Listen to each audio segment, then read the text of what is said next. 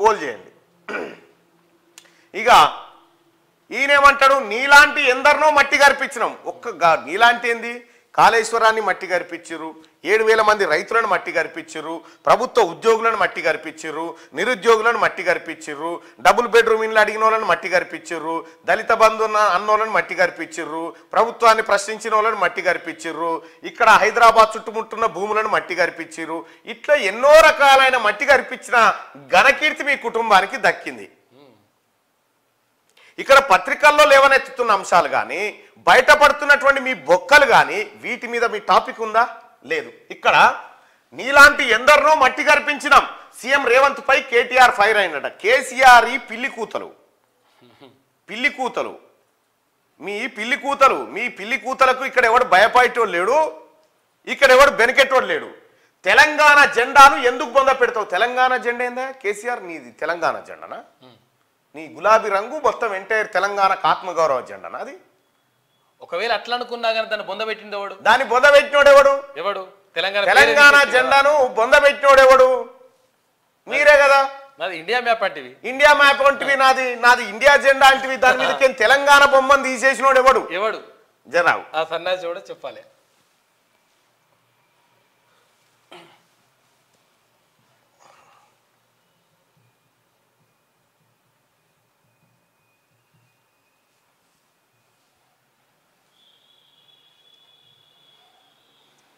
ఇగో దీని మీదకి తెలంగాణ బొమ్మ తీసేసి ఇండియా బొమ్మ పెట్టినోడు ఎవడు?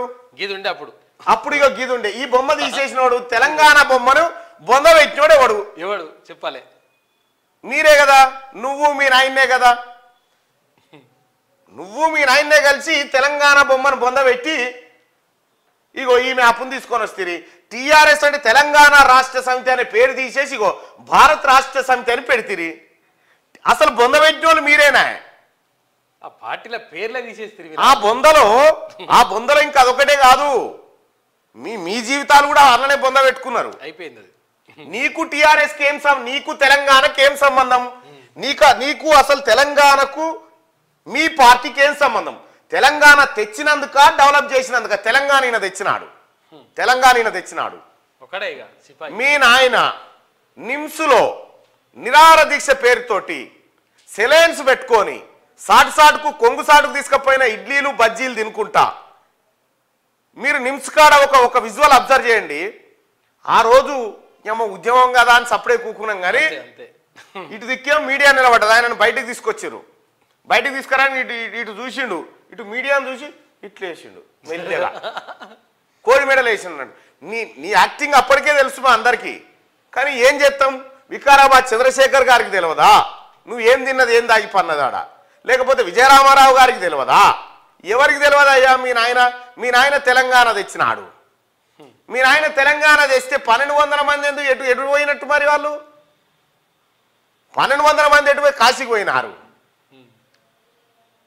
మీ ఇంట్లో నీ ఒంట్లో కానీ, కేటీఆర్ ఒంట్లో కానీ, కవిత ఒంట్లో కానీ, హరీష్ రావు ఒంట్లో, సంతోష్ రావు ఒంట్లో ఇంత పెద్ద తెలంగాణ ఉద్యమంలో ఒక్క రక్తం సుక్క రాలిపడకపోయినా భూమి మీద మీరే తెచ్చినంటే.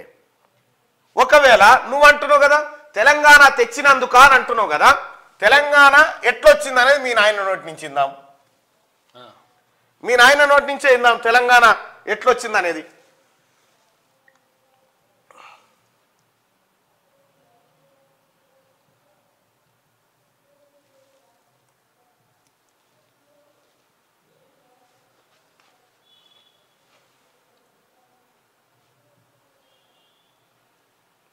తెలంగాణ రాష్ట్రం ఎట్లొచ్చింది అనేది మీ నాయన నోటి నుంచి ఇంటే నీకే అర్థమవుతుంది. మరి ఇక ఆ పులే వచ్చి కరవాలే. ఆ దంతాలు లేని పులి ఉంది కదా, ఆ పులి వచ్చి ఇలా కొడుకును గరిస్తే ఖుద్దు కేసీఆరే చెప్పిండు కదా అసెంబ్లీలో. ఏమని? తెలంగాణ రాష్ట్రం ఆ తల్లి సోనియా గాంధీ పుణ్యాన్ని వచ్చిందయా అని చెప్పింది. మరి కొడుకేమి గిట్లా అంటాడు?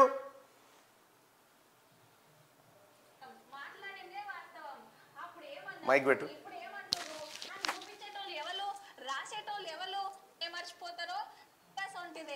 మీరు సీఎం సార్ ముందే గుర్తుపట్టి కొద్ది అసెంబ్లీనే చెప్పిండు క్లియర్ గా.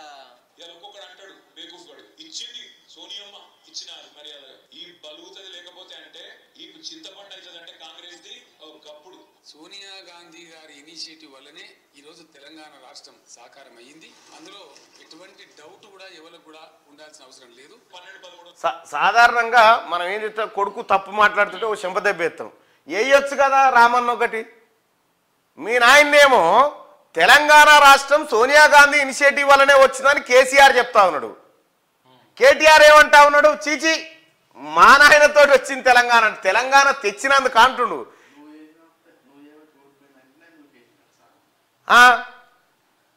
మీ నాయన కాలు ఎందుకు ఇరిగిందట, ఎందుకు ఇరిగింది, నిన్ను అన్నడా లేదా ఇంట్లో?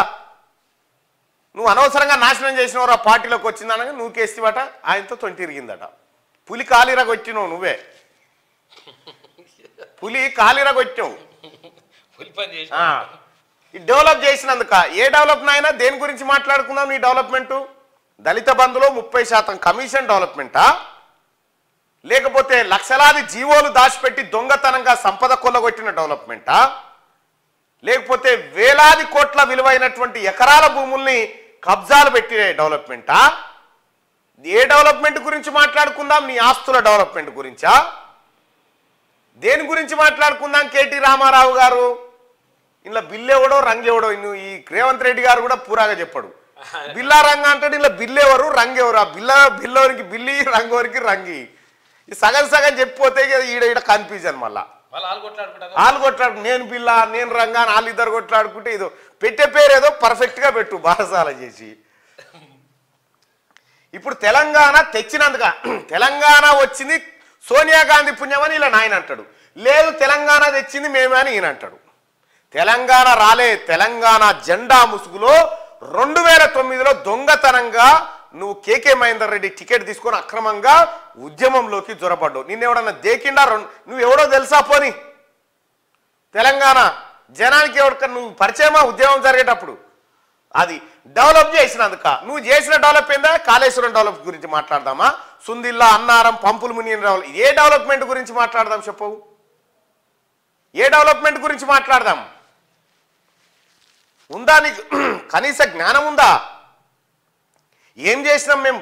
సర్వనాశనం చేసినాం కదా, నిరుద్యోగుల ఉసురు పుచ్చుకున్నాం కదా, ఆరోగ్యశ్రీ నాగం చేసినాం కదా, సివిల్ సప్లైని అప్పులప్పాలు చేసినాం కదా, డిస్కంలను 81,000 కోట్ల అప్పుల్లోకి నెట్టేసినాం కదా, మొత్తం తెలంగాణ రాష్ట్రాన్ని 6,71,000 కోట్ల రూపాయల నష్టాల్లోకి తీసుకుపోయినాం కదా, కాళేశ్వరం విరిగిపాయే, కొండ పోశమ్మ తెగిపాయే, ఎక్కడ కాలువలు వదిగిపాయే, అటు సంగమేశ్వరంకే నీళ్లు వాడెత్తుకొని పాయే, ఇక్కడ ఫామ్ హౌస్ కాడ మాత్రం 600 ఎకరాలు జమ.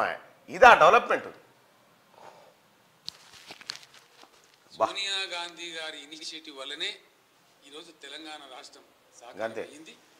అందులో ఎటువంటి డౌట్ కూడా ఎవరికి కూడా ఉండాల్సిన అవసరం లేదు. డౌట్ సంగతి కాదు కానీ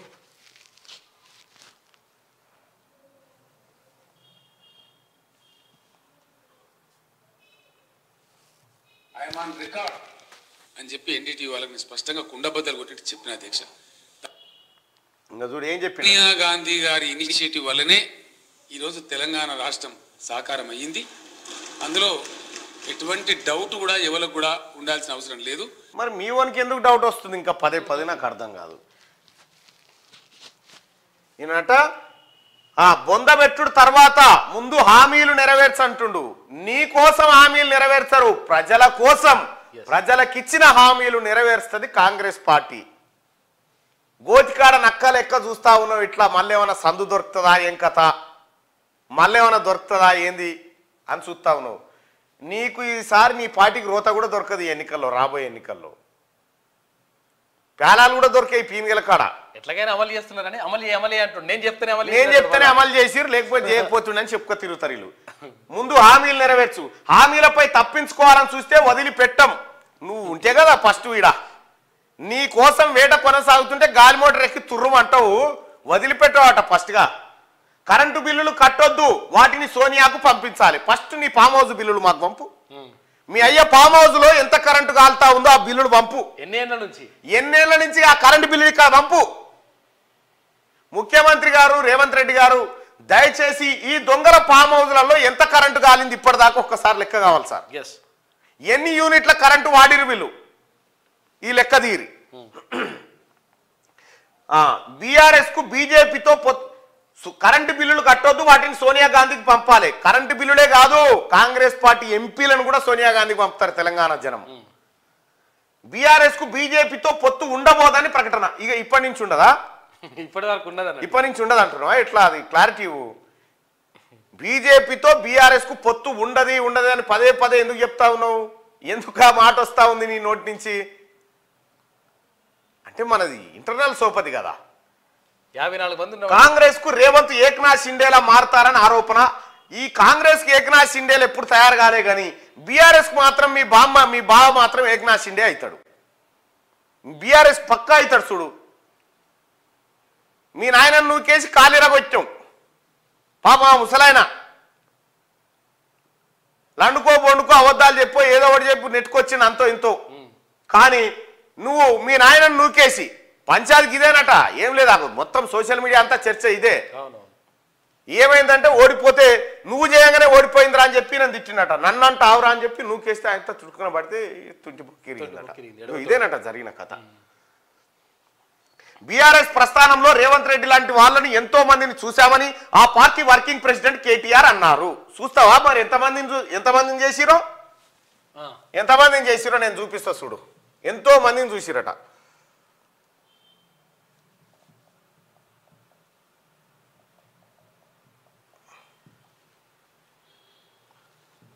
చూడు, ఎంతో మందిని చూసిరటగా. బీఆర్ఎస్ పార్టీ ఎంతో మందిని చూసి గీలే వాళ్ళు. అబద్ధం మాట్లాడితే, అబద్ధం నవ్వితే, అబద్ధం నడిస్తే ఎట్లుంటుందో దానికి ప్రతిరూపమే ముఖ్యమంత్రి కేసీఆర్. కేసీఆర్ నమ్మి చెడిపోలే. కేసీఆర్ను నమ్మి చెడిపోయిన వాళ్ళ లెక్క హనుమంతుని తోకంత అవుతుంది కావచ్చు. తెలంగాణ ఉద్యమం సురువు కాడికెళ్ళి మొదలు పెడితే ఇప్పటిదాకా కేసీఆర్ చేతుల దారుణంగా మోసపోయిన రాజకీయ నాయకుల జాబితా ఇగో ఇది. ముందుగాల టీడీపీ అధ్యక్షుడు చంద్రబాబు నాయుడు మోసపోయిండు. డిప్యూటీ స్పీకర్ పదవిస్తే కాలదాన్ని సొంత కుంపటి రాజేసిండు కేసీఆర్. ఆ కుంపటి పేరే తెలంగాణ రాష్ట్ర సమితి పార్టీ. ఇక ఆ తర్వాత ఆలనరేంద్ర గారు తెలంగాణ సాధన సమితి పేరుతోని ఆయన పార్టీ పెట్టుకుంటే పాపం ఆయనకు మాయమాటలు చెప్పి ఆయన పార్టీని తన పార్టీలో విలీనం చేసుకున్నాడు. ఇక నెక్స్ట్ గాదే ఇన్నయ్య పాపం తెలంగాణ కోసం కేసీఆర్ కంటే ముందుగాల సంధి తనలాడుతున్న బిడ్డ. ఆయనతోని అక్కెర తీరంగానే పక్కకు పెట్టిండు. రెహమాన్ టీఆర్ఎస్ పార్టీకి ఇటుకలు వేర్చినోడు. ఇప్పుడు యాడున్నాడో తెలియదు. చంద్రశేఖర్ కేసీఆర్ కంటే పెద్ద లీడర్. రా అన్నా కలిసి పనిచేద్దామని ఎంట దింపుకున్నాడు. మంటిలాగా అలిపిండు. ఆ తర్వాత జిట్ట బాలకృష్ణారెడ్డి పాపం ఉన్న ఆస్తులన్నీ తెలంగాణ ఉద్యమం కోసం దారపోసిండు. ఆఖరికి టిక్కెట్లు ఇవ్వకుండా ఆయనంతలా ఆయనే బయటికి పోయేటట్టు చేసిండు.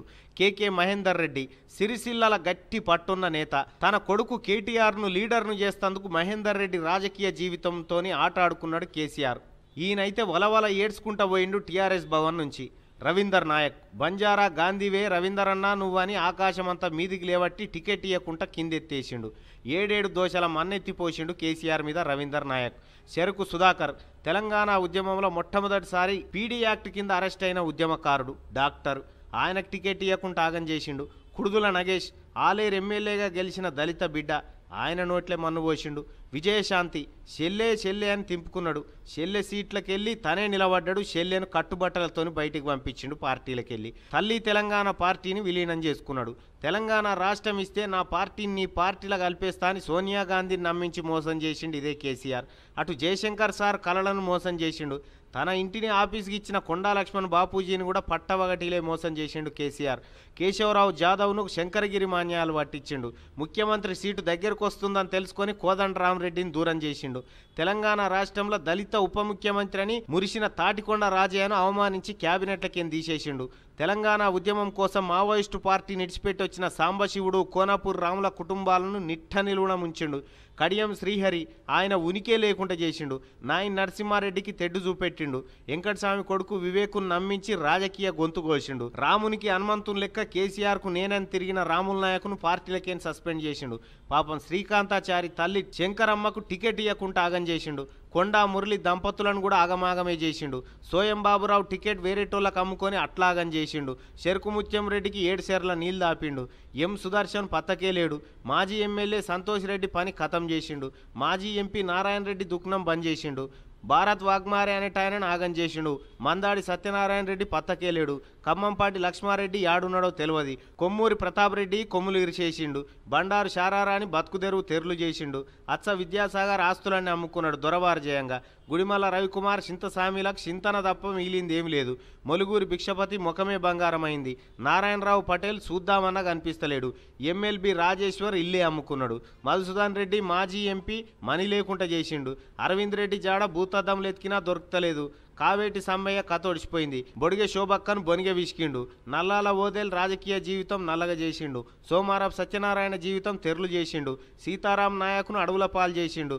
విశ్వేశ్వరరెడ్డికి పొమ్మన లేక పొగబెట్టిండు. ఇట్లా కేసీఆర్ చేతుల మోసపోయిన వాళ్ళ లెక్క తీసి ఇది సరిపోతుంది అనుకుంటా ఈ లిస్టు. ఇంకేమైనా చదువు మంచిగా ఇంకా ఇప్పుడు అదనంగా యాడ్ అయ్యేటి కొన్ని ఉంటాయి. ఇంకా ఏమంటున్నావు ఇక్కడ బీఆర్ఎస్ ప్రస్థానంలో రేవంత్ రెడ్డి లాంటి వాళ్ళని ఎంతో మందిని చూసామని ఆ పార్టీ వారికి ఇంతమందిని చూసిరు. ఇంతమంది ఆఖరికి టీఆర్ఎస్ పార్టీ పెట్టుకుంటందుకు 7 గజం గుంట జాగ లేకపోతే కొండా లక్ష్మణ్ బాపూజీ తన ఇంటినే టీఆర్ఎస్ పార్టీ ఆఫీస్ కోసం ఇస్తే కొండా లక్ష్మణ్ బాపూజీ చచ్చిపోతే కూడా తొంగి చూడలే ఈ కేసీఆర్. ఎంతో మందిని చూసి గిదే చూసింది. వాళ్ళు ఇట్లనే చూసినావా? వాళ్ళ ప్రస్థానంలో చూసింది ఏమన్నా గిదే. రేవంత్ రెడ్డిలా అహంకారంతో మాట్లాడిన నాయకులని ఎంతో మందిని చూసినాం. అహంకారమా ఇక్కడ పోలు పెట్టినాం కదా. ఫకరు కేటీఆర్ హరీష్ రావుల బలుపు తగ్గలేదని రేవంత్ రెడ్డి అంటాడు. కేటీఆర్ హరీష్ బలుపు తగ్గలేదా అంటే ఎస్, కేటీఆర్ హరీష్ బలుపు తగ్గలేదని 193% మంది అంటారు. రామారావు ఇగో ఇది నీ బలుపు తగ్గలేదట. ఇంకా ప్రజల మాట ఇది. ఇంకా బీఆర్ఎస్ ను 100 మీటర్ల లోపల బొందబెట్టే సంగతి తర్వాత ముందు హామీలను 100 రోజుల్లో నెరవేర్చడంపై దృష్టి పెట్టాలి అని వ్యాఖ్యానించాడు. మీకోసమో మీ మాటల కోసం వెయిట్ చేస్తలేదు ప్రభుత్వం తన పని తాను చేసుకుంటూ పోతుంది. శనివారం తెలంగాణ భవన్లో నిర్వహించిన సికింద్రాబాద్ హైదరాబాద్ లోక్సభ నియోజకవర్గాల సన్నాహక సమావేశంలో కేటీఆర్ మాట్లాడారు. రేవంత్ లెక్కనే ఎందరో మక్కలో పుట్టి పుబ్బలో పోతదని బీఆర్ఎస్ పై నిలిగినరు. 2.5 దశాబ్దాలుగా పార్టీ నిలబడి అలాంటి ఎందరినో మట్టి గరిపించింది. ఇంతమందిని మట్టి గరిపించింది పార్టీ. ఇప్పుడు చదివితిరుగా లెక్క. ఇంతమందిని మట్టి గరిపించారు. ఏ మాత్రం సిగ్గు శరం లేకుండా కనీసం చీమునెత్తరని ఉండాలి. పార్టీ కోసం పనిచేసిన వాళ్ళు ఎటుపోయిరు, ఏమైపోయారు, అంత దొంగలకు లంగలకు లఫంగలకు వాళ్ళతో సోపతి. అహంకారం ఎవరికి ఉండే? మీకు ఎవరన్నా కలిసిరా? ఎవరన్నా కలిసిరా? కలిసినా? నువ్వు కలిసినావా?